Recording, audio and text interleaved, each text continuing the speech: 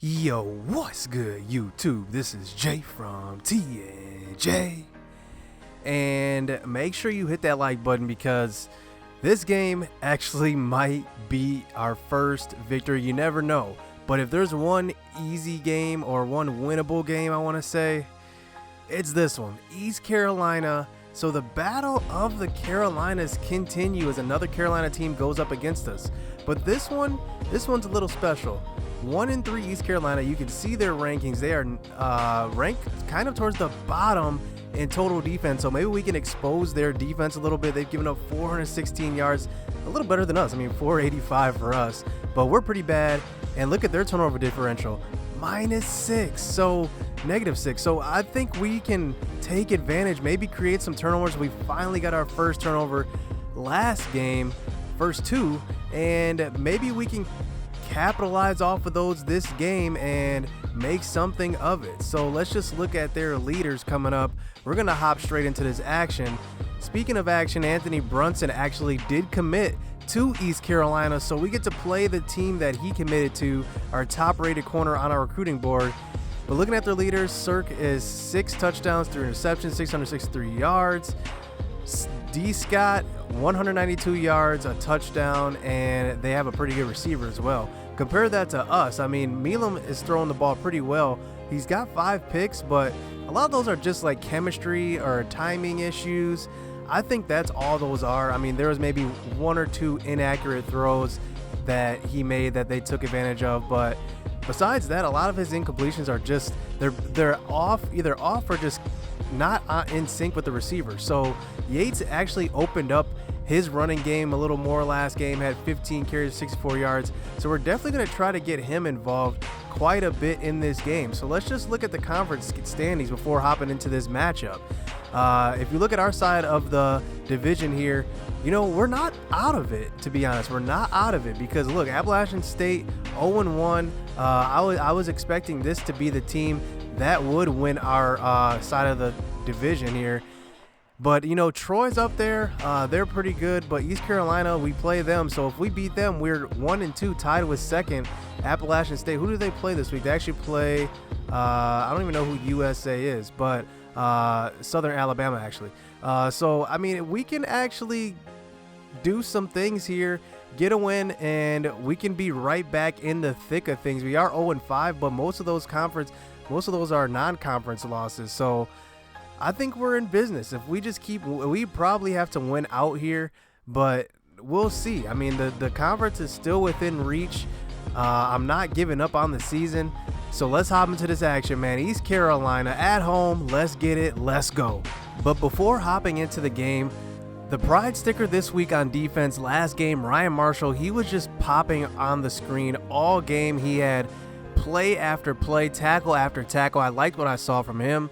And on the offensive side, I'm going to give it to another sophomore, and Sam Forbes. He was actually doing pretty good. And I liked what I was going to give it to Yates, but I kind of liked how Sam Forbes was able to run the ball. He just found a way to get open. So I'm going to give this one to Sam Forbes, and hopefully he continues his pretty good season because he's having a pretty good season. If you look at his stats, 357 yards, 26 receptions. He's on his way to being our leading receiver. So let's hop into this game this time for real. Let's go.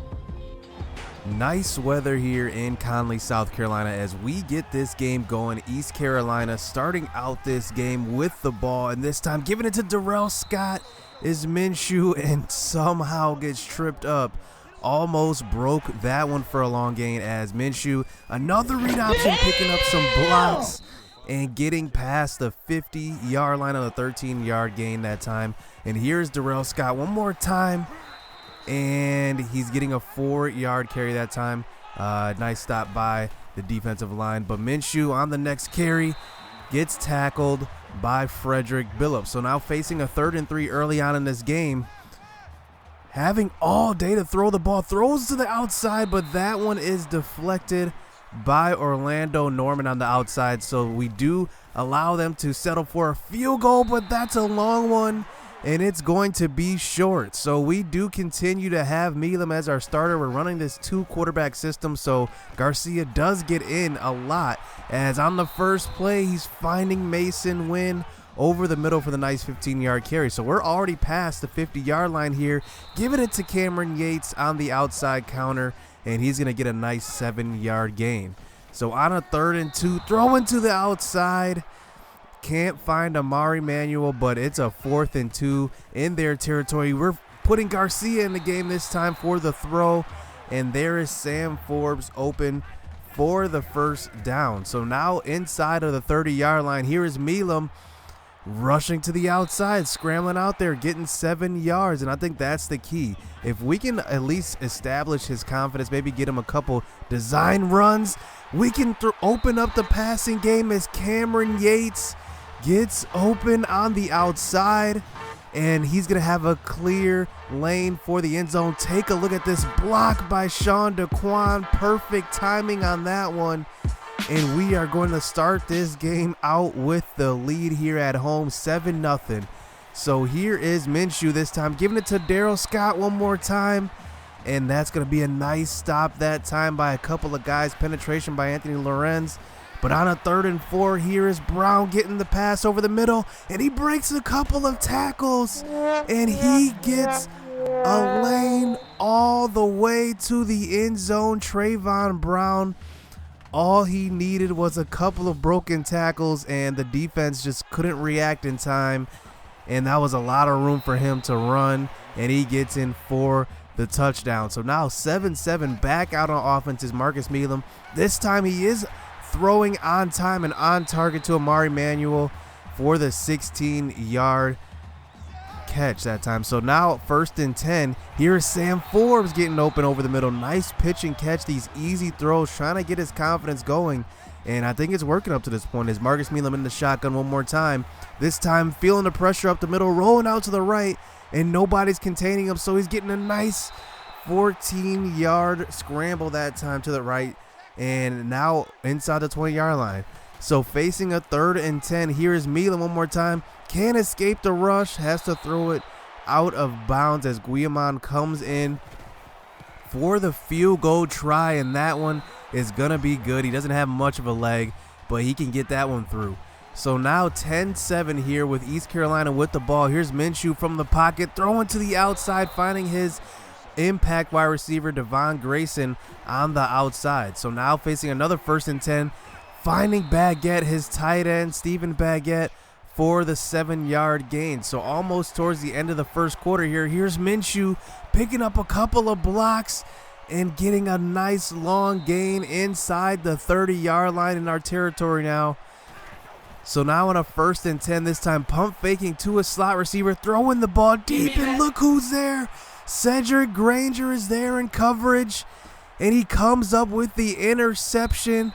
Great coverage by everybody on that play. We were not fooled by the fake screen, and Cedric Granger capitalizes for his 2nd straight game with an interception as he leads our team.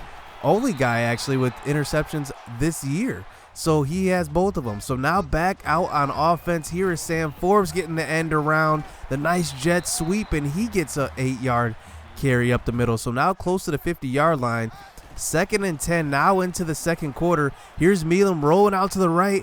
This time throwing on the run. Nice throw that time. Paco Ashton gets the nice 17-yard reception. So now we're inside the 30-yard line in their territory now. Cameron Yates gets another counter, and he's getting a nice 11-yard gain. So we are in business now. Our offense is looking like a totally different offense as we got these easy throws going. And one more time, CJ Goodwin's open, and he gets in for the touchdown. Nice route that time, and Milam is on his game, 10 for 14.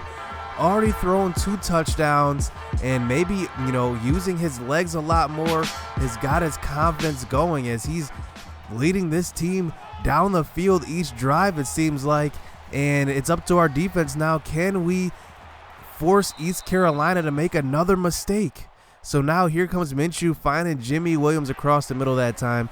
Here he is giving it off to Daryl Scott one more time, and nice penetration that time by Anthony Lorenz, cleaned up by by Michael Brock Thompson. So now 3rd and 6, close to the 50-yard line, throwing to the right side, and look who's there one more time. Donnell Hudson. He's been actually all over the field. He doesn't really show up in the stat columns, but he just does everything just right. He makes a few mistakes, but on the ensuing punt, Williams picks off Milam. Too much pressure that time. He had nowhere to throw the ball. It was either take a big sack or throw it up, and that's what happened. We are depending on Sean DeQuan to get a little separation on that one, but the interception does end up happening as Darryl Scott does get the handoff that time, but Ryan Marshall there, a gang of Coastal Carolina players, comes in and tackles him. And on the next play, there's Brock Thompson once again, 2 tackles for a loss already. And on a 3rd and 6, here's Minshew trying to run the screen play, and Darius Terry gets in for the tackle. So at least that turnover only resulted in a field goal try, and that one's going to be good. So at least we do not allow a touchdown off of that turnover. So here is Zorzula, the 3rd, back to receive the kickoff, and he's getting a running lane, getting tripped up, but already past the 50-yard line, already setting us up with good field position. So here is Marcus Milam, who's led us to 2 touchdown drives already, and he's fighting Amari Manuel on that one. So now facing a 2nd and 5. Here's Big Cameron Yates trying to juke the defender, but can't get free. So now 3rd and 2 inside the 30-yard line. This time going to throw across the middle, trying to find Mason Wynn, but his first real bad overthrow of the game comes right there. But on a 4th and 2, we're running a read option and getting first down that time on the 4th down try. So now 20 seconds left in this half, just trying to get some points on the board, hopefully a touchdown, and here he is running for a nice 10-yard gain. So now 13 seconds left. Here is Milam trying to scramble out one more time, gets tripped up, but gets sacked by the East Carolina defender. So now 7 seconds left here, one more play here, and we have a running lane to the left side, and there he is, using his legs, getting in for the touchdown. And Marcus Milam, he is a beast this first half, but there's still 1 second left, and we actually decide to kick it deep. Probably a mistake, because here is Dye breaking a tackle, and he is off to the races. And what a mistake made by the special teams unit, as we should have squibbed it. Instead, we take that for granted, kick it deep, and Tyshawn Dye runs all the way for a touchdown. We could have had a 2-score lead going into half. Now it's just 1, but we do start this second half off with the ball, as on the first play, Emilio Garcia in, and he throws the ball deep to Sam Forbes, getting behind the defense and already inside the 25-yard line in their territory. Sam Forbes, Mr. Reliable for us, as Mason Wynn gets the reception on the next play. So now Marcus Milam back in the game here on a 3rd and 4, rolling out to the left, throwing to the left side, and Mason Wynn is there for the 6-yard reception, shaking up a little bit on that play, but he'll be all right, as Emilio Garcia comes back in. Could have had his first touchdown pass, but thrown a little bit behind Paco Ashton, but no problem. Marcus Milam gets in for another rushing touchdown, 2 on the day, 2 through the air, as he is accounted for 4 touchdowns already. As look at our defense that time, getting in Cedric Granger on the blitz that time, hitting the quarterback. And on the next play, another blitz, but nice pickup there by Darryl Scott, picking up Cedric Granger on that one. So now on a 2nd and 3, here is Minshew throwing to the outside. His receiver on the screen pass, Quay Johnson, as he gets 13 yards on that one. So now Minshew, another short pass, nickel and diming us all the way up the field, as he finds Grayson, his impact receiver this time, for a nice 10-yard carry, nice 10-yard gain. So now Minshew from the shotgun one more time. He's just throwing absolute dots on this drive, as Quay Johnson on the outside and Darryl Scott finishes off this long drive, as it just seemed like we could not stop him on this drive. So now can our offense continue this shootout in this game as Marcus Milam rolls out to the right, but throws across the middle, finding Paco Ashton. And we've had more big plays in this game than any other game. A lot of receptions for over 20 yards in this game, and it seems like that's the pattern. We're just playing. This one's going to be a shootout. But on the next play, Gore gets in for the sack. So facing a 3rd and long, 3rd and 22 to be exact, we get a lot of that back with a 16-yard reception to Amari Manuel. So we decide to go for it on 4th. I mean, we've been having pretty good luck on this drive and in this game. And here's Sam Forbes. Another reception. I can rely on him to hold on to that ball. 5 receptions for 75 yards up to this point for Sam Forbes. And here on a 1st and 10, here's Milam rolling out one more time, and nobody is home as he gets up too close to the 10-yard line. So now facing a 2nd and 11, almost towards the end of the 3rd quarter. And look who was in, Harry Lord, the strong safety. You know he can play both ways as he gets in for the reception that time. And Marcus Milam on the design quarterback power from the shotgun. He gets in for the touchdown, his 3rd rushing touchdown of the game, 5 total, as he is just destroying this defense up to this point. But on the ensuing possession, here's Minshew on the quarterback keeper. Gets it past the 50-yard line. So many big plays for both offenses as Minshew this time throws across the middle and finds Brown again, and another touchdown for this East Carolina offense. And I mean, they are just killing our defense up to this point, but it's a shootout. It's just turning out to be one of those games as back out on offense is Sean DeQuan getting the reception for a nice almost 20-yard gain. So here comes Cameron Yates. He's getting the handoff, 8 yards. So now we move into the 4th quarter and facing a 3rd and inches. We need to get this 1st down, and Cameron Yates barely gets it past the marker, but that's enough for the 1st down. So now 5.5 minutes left in this half, just trying to milk the clock too, because we want to use as much time as we can, allow them to not have any time to basically come back. And here is Cameron Yates on the counter, 10 yards, just moving this ball down the field. So now 4 minutes, 15 seconds left in this half. And here is Mason Wynn on the outside getting a nice 14-yard reception. So now 3 minutes left here in this game, giving it to Felipe Cuzo, who gets in the game for a carry, trying to push his way into the end zone, and he can't get there. But here's Marcus Milam on the QB sneak for another rushing touchdown.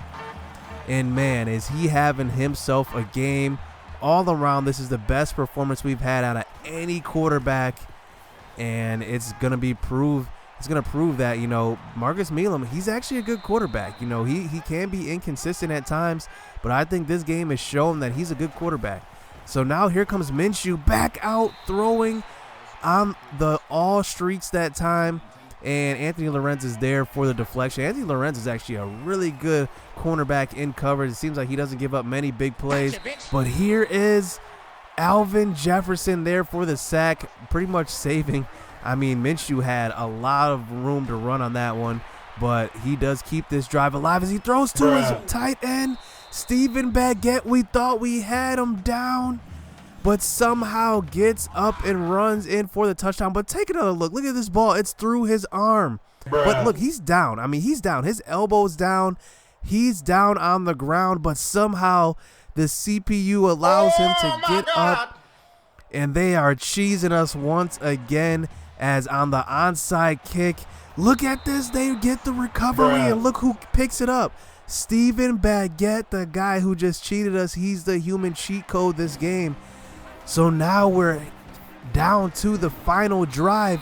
Can we stop them as Mikael Brock Thompson comes up with a deflection? Almost could have had an interception there, but we got to stop them because now they have a minute left to drive down the rest of the field. There's Quay Johnson on the outside. So Minshew from the pocket finding his receiver one more time. Quay Johnson again. So now past the 50-yard line, here is Minshew throwing across the middle to Baguette, and he's picking up the first down. So 48 seconds left. here in this game as Minshew this time finds a running lane and he gets inside the 20-yard line as he has plenty of time left, but one timeout, 25 seconds left, throwing across the middle to his receiver that time, and they're going to run the hurry up as they're facing a 4th and 4, and we cannot get the play off. They already snapped the ball, and they have a couple of receivers open, but they throw to the outside, and Orlando Norman is going to be there for a big deflection, and that's going to be it as Coastal gets the first win on the season. And that was almost disaster as we allow them to get the onside kick. But man, what a shootout from start to finish. Marcus Milam had himself a game. 46 yards on the ground, but 4 touchdowns. 6 total as he does his thing, man. I was waiting for a game where he would break out. Maybe this begins to start his confidence, and we needed this win. I mean, this was the one team on the schedule we circled and said, hey, we have a legit shot to beat this team. And you know what? Why stop here? Let's keep this streak going. On the defensive side, Terry had 10 solo tackles, but I mean, our linebacking core, Ryan Marshall and Brock Thompson, definitely had a great game. Anthony Lorenz actually had a deflection or 2. It says that he didn't have any deflections. I don't know how that's possible, but I remember those deflections. But Norman had 2 big ones, and I mean, what a game by our defense. I mean, we showed up when we needed to, but our offense is the ones that shine. I mean, everybody did their job. If we can get our offense going like this and get our defense going and limit these points on the board, we can do some things. So hit subscribe, hit that like button. Middle Tennessee State coming up next week, so you don't want to miss that one. So stay tuned. Let's get it. Let's go.